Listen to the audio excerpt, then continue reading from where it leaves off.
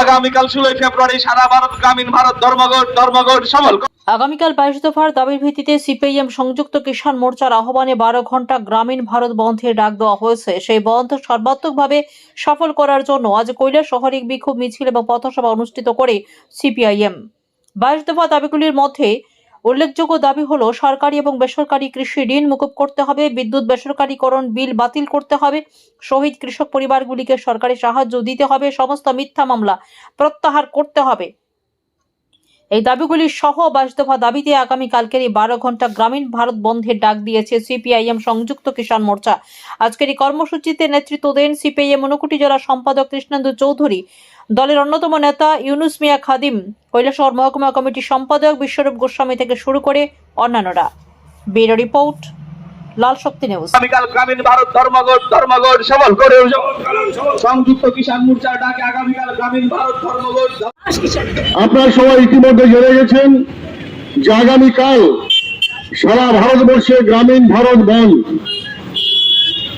কেন আমরা এই বন্ধ দেখেছি তার প্রচার ইতিমধ্যে আমাদের এই কৈলাসহর মহকুমার বিভিন্ন বাজারে আমরা সভা করেছি এবং ইতিমধ্যে লিফলেট পথ চলতি সমস্ত মানুষের হাতে তুলে দেওয়া হচ্ছে, পুস্টারিংও করা হচ্ছে এই বন্ধ কেন আমরা করতে যাচ্ছি।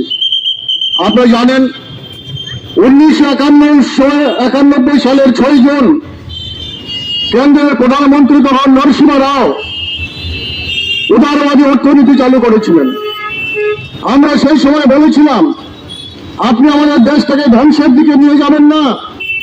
এতে কিষাণ মোর্চার আহ্বানে আগামী 16 ফেব্রুয়ারি কাল আগামীকাল সারা দেশের গ্রামীণ ভারত বন্ধ এবং সঙ্গে সিআইটি অন্তর্ভুক্ত সমস্ত পরিবহন বন্ধ, এই স্ট্রাইক দেখা হয়েছে, বন্ধ দেখা হয়েছে।